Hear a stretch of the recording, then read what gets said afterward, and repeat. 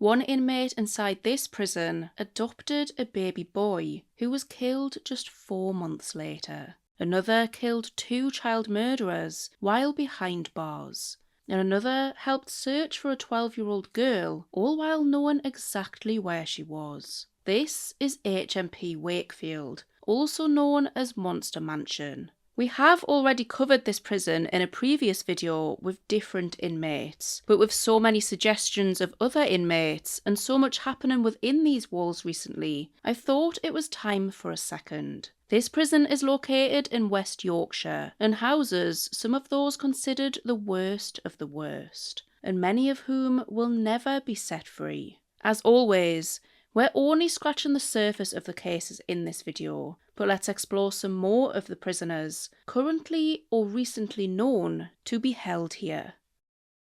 This first inmate is believed to have had over 100 victims, but he was convicted of only 16. This is the case of John Worboys, also known as John Radford. For years, John worked as a black cab driver in London, but between 2002 and 2008, it was revealed he used that role to prey on vulnerable women, often targeting those who were alone and attempting to get home after a night out. After finishing his regular taxi work, John would search for potential victims. Once a woman was inside his cab, he would then begin telling a series of elaborate lies. He often claimed that he had recently won a large sum of money, either through the lottery, at a casino, or on horse racing. To make the story more believable, he would even produce a bag filled with cash. He would then insist on celebrating his good fortune with his fares, offering the women champagne or wine. But these drinks had been laced with sedatives.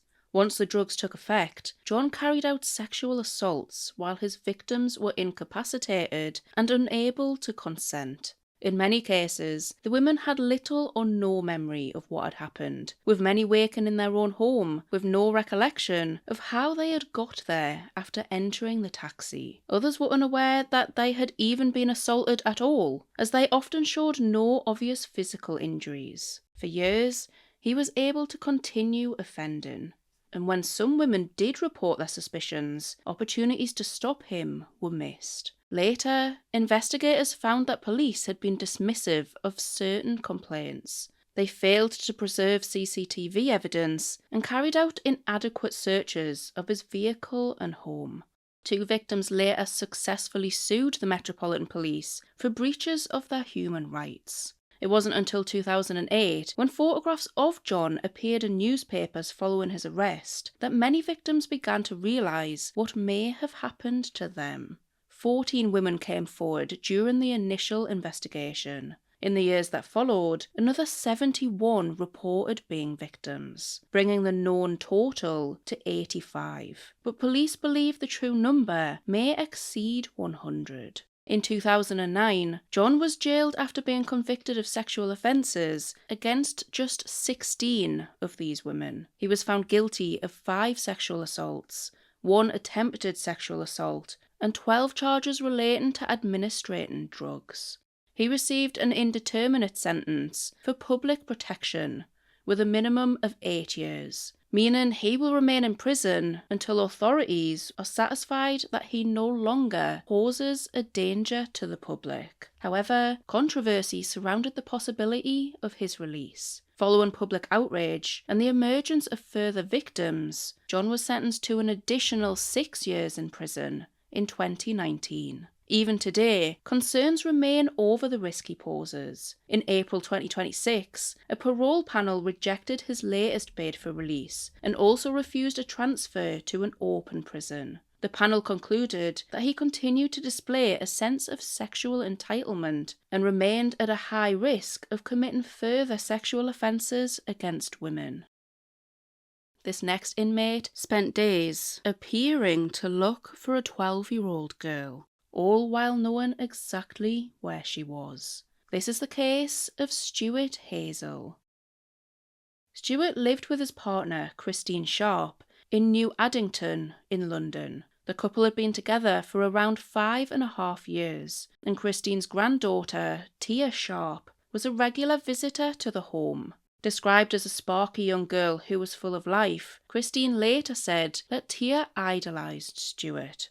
On the 3rd of August 2012, Tia was reported missing. The night before, Christine had been working, leaving Stuart to look after her 12-year-old granddaughter. And according to Stuart, Tia had later gone shopping and simply never returned. As concern grew, the family launched appeals for information and desperately hoped she would be found safe. Throughout it all, Stuart appeared to be a worried step-granddad, speaking to the media and helping with the search effort. But a week later, on the 10th of August, a horrifying discovery was made. Tia's body was found inside the loft space of her grandmother's home, wrapped in a blanket, bin bags and tape.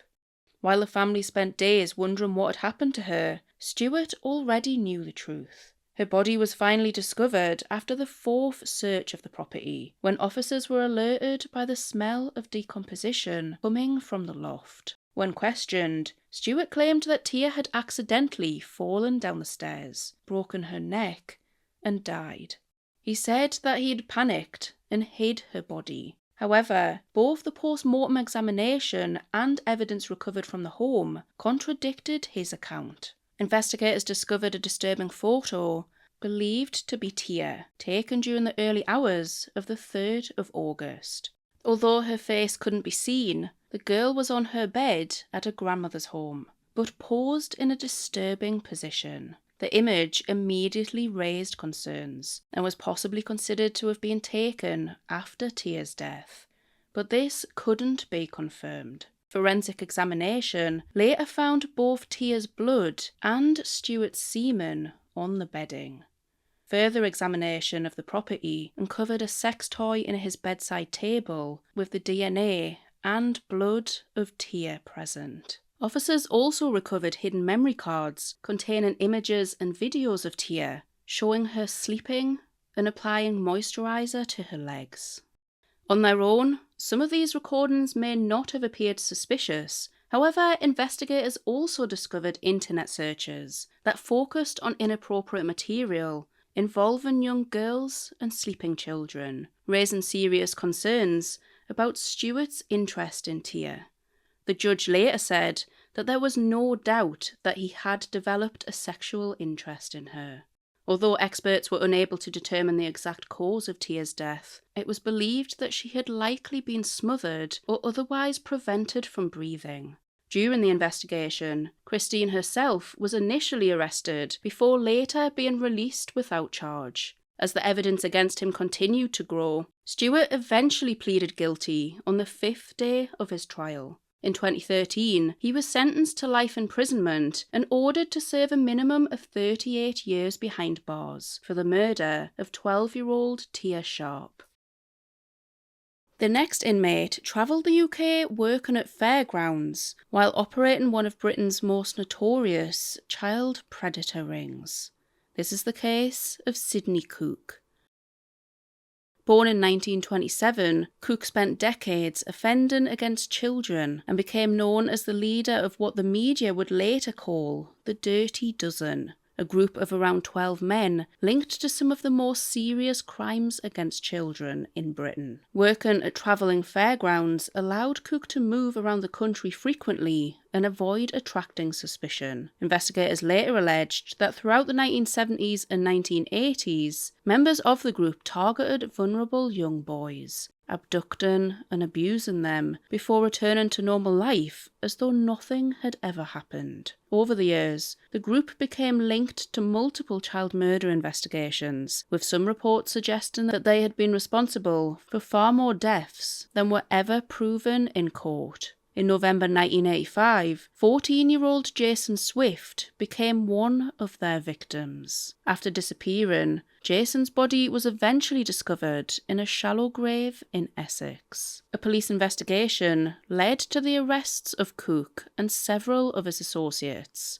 Although prosecutors originally pursued murder charges, the men were ultimately convicted of manslaughter. In 1989, Sidney Cooke was sentenced to 19 years for his role in Jason's death. But Jason Swift was not the only child whose name became associated with Cooke. He was heavily suspected of involvement in the disappearance and murder of 7-year-old Mark Tildesley, who vanished from Berkshire Fairground in 1984. One of Cooke's own associates later claimed that Cooke had lured Mark away with the promise of sweets before he was killed. Although Cooke was never charged with Mark's murder, he has long been suspected of knowing exactly what happened to him. To this day, Mark's body has still never been found. Cooke was also suspected of involvement in the murder of 6-year-old Barry Lewis, whose body was discovered in Essex in 1986. Former members of the group later alleged that Barry had been abducted and abused before being killed. While serving his sentence, Cooke reportedly boasted to fellow prisoners that his group had killed around 15 children, although these claims have never been proven. Under the sentencing laws at the time, Cooke's sentence was later reduced on appeal, and in 1998 he was released from prison after serving just 9 years. This decision sparked national outrage. Public anger became so intense that police secretly removed Cooke from the prison to avoid protests and threats against him. He would later spend months living inside a secure police station for his own protection. The controversy also led investigators to reopen historic allegations against him. Victims came forward with fresh evidence relating to offences committed across several decades, and in 1999, Cooke was returned to court. There, he received 2 life sentences for further offences against children. Today, Sidney Cooke still remains behind bars. Despite becoming eligible for parole more than 20 years ago, authorities have repeatedly concluded that he continues to pose a very high risk to the public. As recently as 2025, his latest bid for release was once again rejected, meaning he's now been rejected for parole 12 times. This next inmate took a year off work to adopt a baby, but just 4 months after Preston Elijah Davey was placed in his care, Preston was dead. This is the case of Jamie Varley. Jamie Varley, a former teacher from Blackpool, had been in a relationship with John McGowan for Zachary since 2018. After several years together, the couple began inquiring about adoption and were eventually approved to care for a young boy named Preston Davey. Preston was born on the 16th of June 2022 and entered emergency foster care just 5 days later. His biological mum, now 42, was jailed at the age of 14 for the murder of a frail pensioner and has been in and out of prison ever since. Despite a difficult start to life, he was described by foster carers as a happy little boy who could light up any room he entered. Preston was placed in Jamie and John's care overnight for the first time on the 31st of March 2023, when he was just 9 months old. But within weeks, Jamie was already sending messages to friends suggesting he was struggling to cope. In one message, he described Preston as annoying. In another, he wrote that he and John were questioning every choice that they had made. And on one occasion, he sent a video of Preston to his mum, followed by a message saying this was before he was murdered and put to bed. In the 4 months Preston lived with the couple, he was taken to hospital on 3 separate occasions. The first was for a seizure and a nosebleed. The second was bruising and a rash. And the third was for a fractured elbow. Each time, Jamie provided explanations, suggesting that the injuries had been accidental. Then, on the 27th of July 2023, Jamie and John arrived at an urgent care centre with Preston. The toddler was unconscious and in cardiac arrest. Jamie claimed that he had left Preston unattended in a bath for only a couple of minutes while he got changed, and that he returned to find him submerged in water. However, investigators quickly began identifying inconsistencies in his account. Preston had arrived at hospital completely dry. Detectives also recovered a 35-second video recorded earlier that day, showing Preston in obvious distress and struggling to breathe. But rather than immediately seeking help, Jamie had filmed the incident and waited more than 2 hours before Preston was finally taken for treatment once John arrived home from work. As investigators examined phones and medical evidence, a far more disturbing picture began to emerge. They discovered that only weeks after Preston had been placed in their care, Jamie had begun recording indecent images and videos of the child. Some of this material had also been shared with John through Snapchat. The post-mortem examination revealed more than 40 separate injuries, including bruising to his mouth, throat, bladder, and bowels. Detectives later described Jamie as pure evil. Preston was pronounced dead at only 13 months old, around an hour after arriving at the hospital. Jamie and John were immediately arrested on suspicion of child neglect, before both were later charged with murder.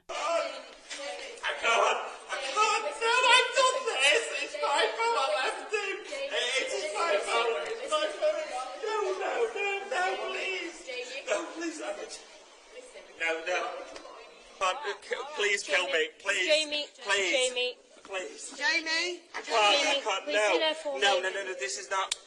Jamie. No. Jamie. No. Jamie, look at me. No. Jamie, look at me. No. John! Your son needs you. He doesn't need me. He doesn't need me. This is my fault. I left him literally 2 minutes when I went and got changed. Jamie. He was in his chair. Jamie. Your son. In June 2026, Jamie Varley was sentenced to a whole life order, meaning he will spend the rest of his life behind bars. As the verdicts were delivered, he reportedly put his hands to his face before collapsing to his knees and vomiting in the dock. The judge said that Jamie had treated Preston as his plaything. John McGowan was also convicted and was sentenced to 18 years imprisonment for his role in the case. Preston should have celebrated his 4th birthday just shortly before this video was recorded. This next inmate was just 18 years old when he took part in one of the most brutal revenge attacks in recent British criminal history. This is the case of Indrit Krasniqi. Originally from Kosovo, Indrit was one of 6 men convicted over the kidnapping, torture and murder of 16-year-old Marianne Leneghan, as well as the attempted murder of her 18-year-old friend who can't be named for legal reasons. On the 6th of May 2005, Marianne and her friend were at the Wallingford Arms pub in Reading. While in the car park, the two were forced into the boot of a Nissan Primera and driven around a mile to the Abbey House Hotel. A room was booked, and knowing of the brutality that was to come, towels were laid across the floor to prevent leaving traces of blood. Over the following hours, the 2 teenagers were subjected to a prolonged and terrifying ordeal of torture. They were beaten with poles, slashed with knives, and burned with cigarettes. They were repeatedly told that they were going to die. And at one stage, Marianne's friend had a gun forced into her mouth while members of the group laughed. Between 3 a.m. and 5 a.m, the group left the hotel and drove around Reading before eventually arriving at Prospect Park. Pillowcases were placed over the victims' heads, and Marianne was repeatedly stabbed. Marianne's friend was forced to kneel before being asked, "Is she ready to die?" She was then shot in the head. The group fled the scene, leaving Marianne and her friend for dead. But remarkably, Marianne's friend regained consciousness. After discovering that Marianne was still breathing, she managed to attract the attention of a passing motorist and raise the alarm. But tragically, Marianne died before emergency services could reach her.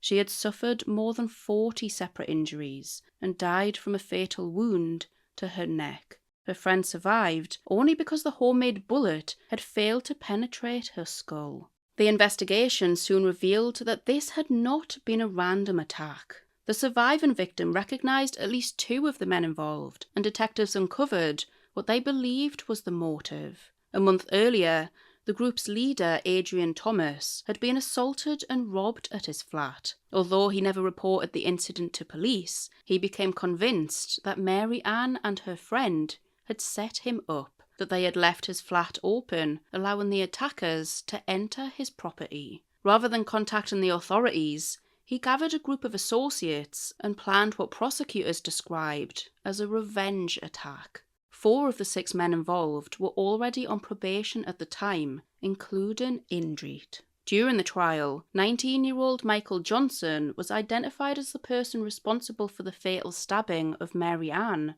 while 21-year-old Jamail Morley was found to have shot the surviving victim.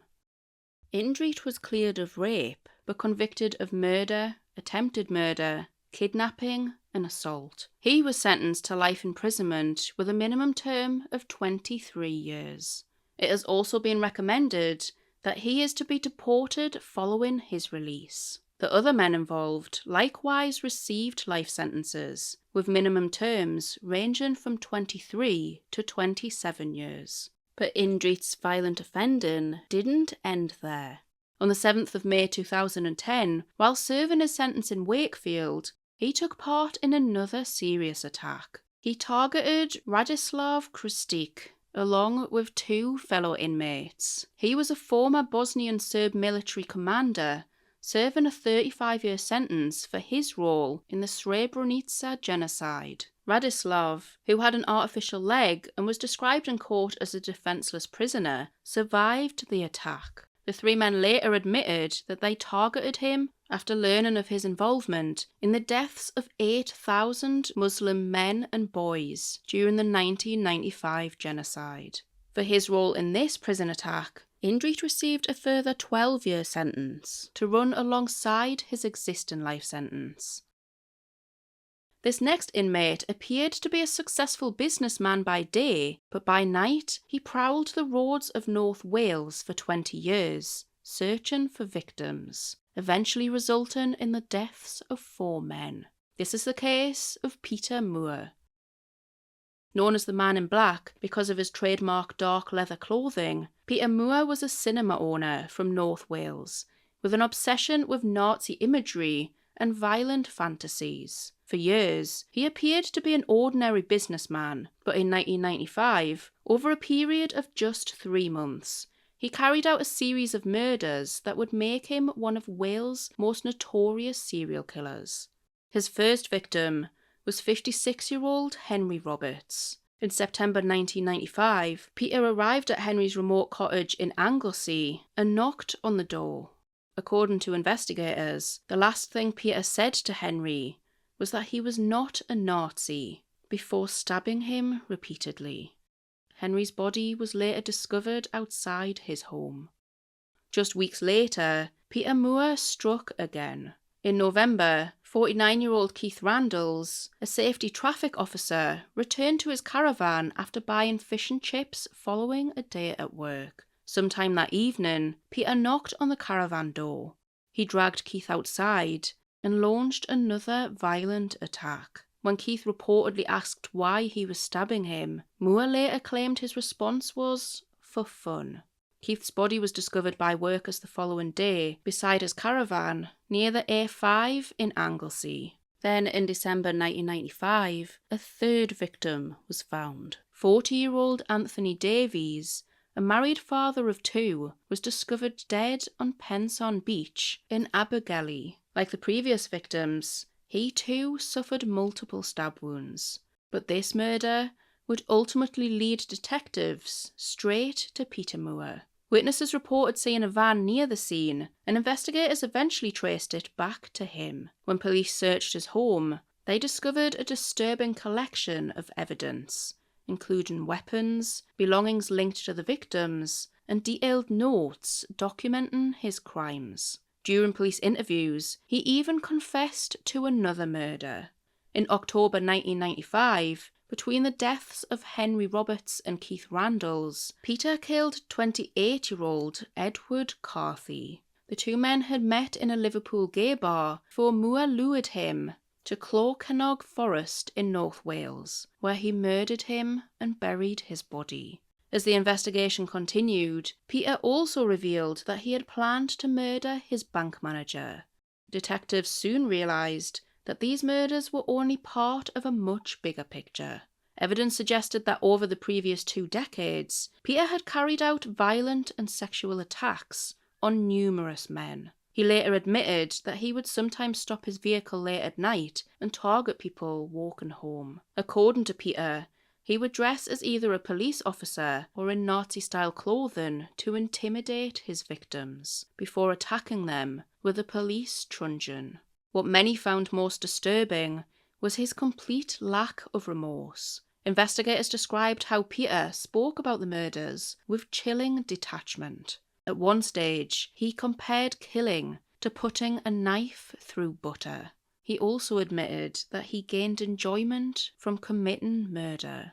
During court proceedings, Peter attempted to distance himself from responsibility by claiming the murders had actually been committed by an alter ego, a homosexual lover named Jason, a reference to the killer from the Friday the 13th films, which he reportedly admired. But the jury rejected that claim.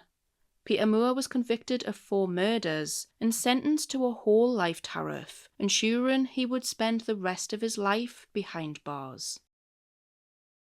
This next inmate killed a 2-year-old girl after months of warning signs had already been missed. This is the case of Kyle Bevan.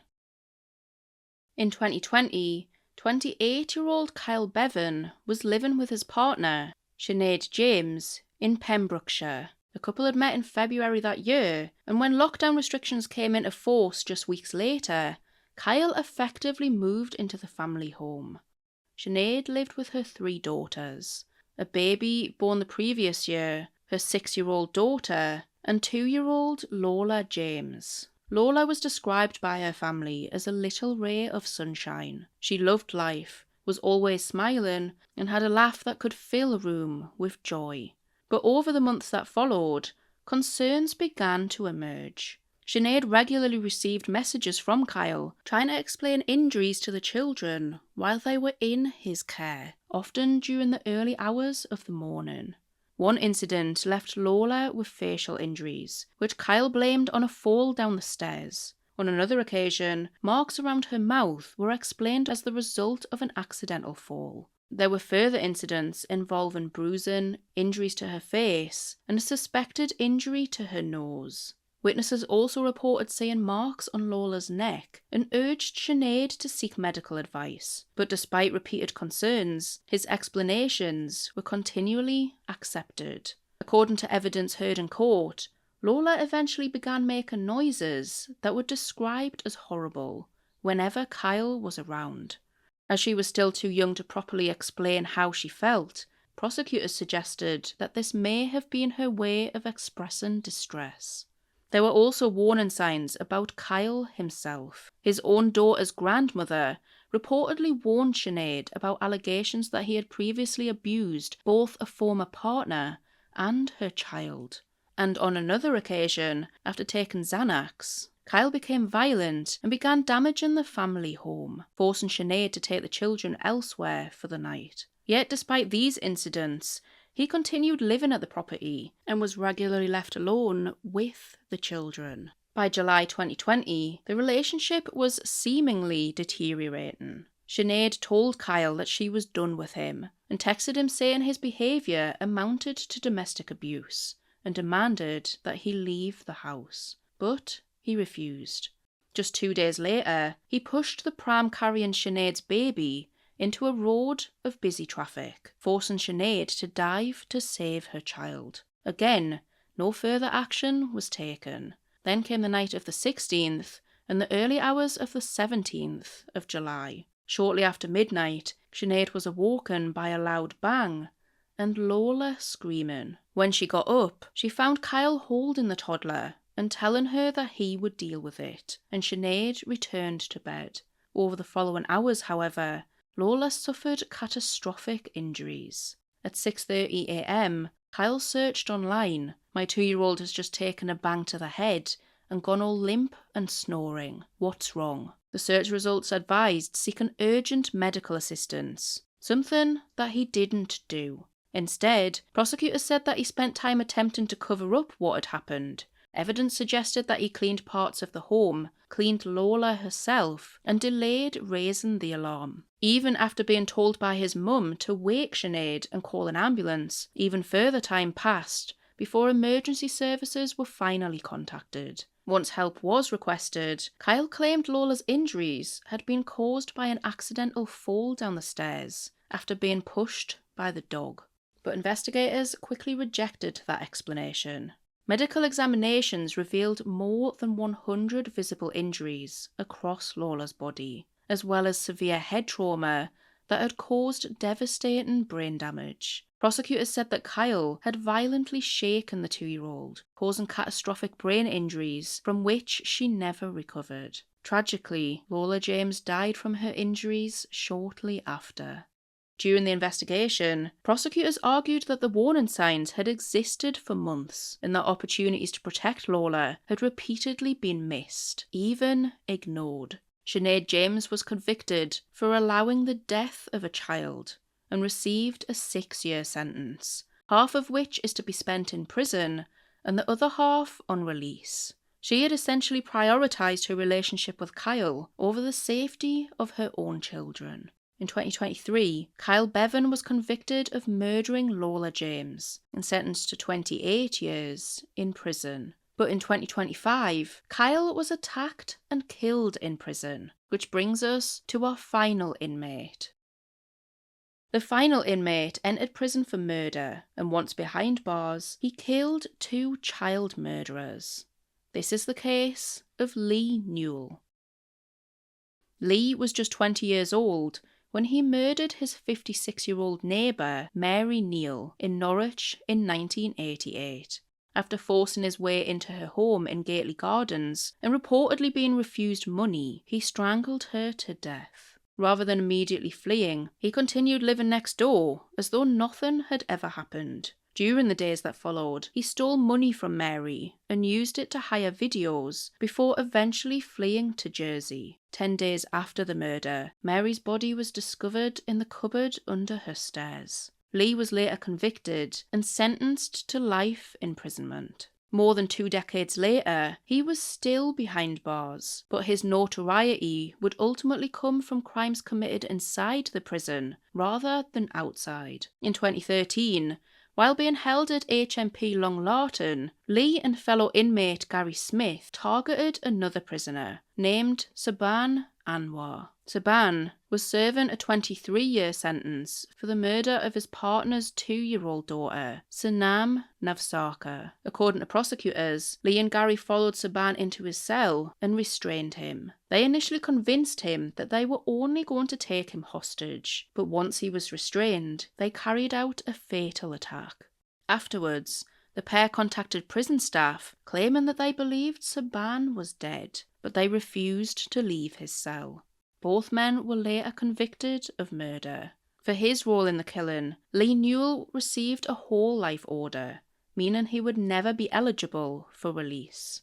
Then, just a year later, Lee himself became the victim of a serious prison attack. While being held at HMP Woodhill, he was assaulted by double murderer Gary Vinter in an incident that lasted just 26 seconds. This attack left Lee with life-changing injuries, including the loss of an eye, a fractured skull, and brain damage. It later emerged that Gary Vinter had carried out the assault in an attempt to secure a transfer to another prison. Lee was subsequently awarded £85,000 in compensation for his injuries.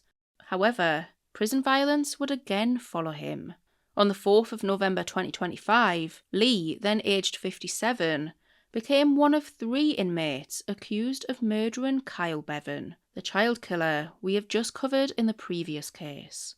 Lee entered Kyle Bevan's cell alongside fellow prisoners Mark Fellows and David Taylor. Investigators believe one of the attackers restrained Kyle while he was repeatedly stabbed. After the attack, the 3 men left him tucked up in bed to bleed to death before calmly walking away. His body was found the following morning. He had suffered 25 wounds, most of which were fatal. The murder attracted national attention and resulted in further life sentences being imposed. Mark Fellows was handed a second whole life order, and David Taylor's sentence was increased to a whole life order. Lee Newell also received another whole life order.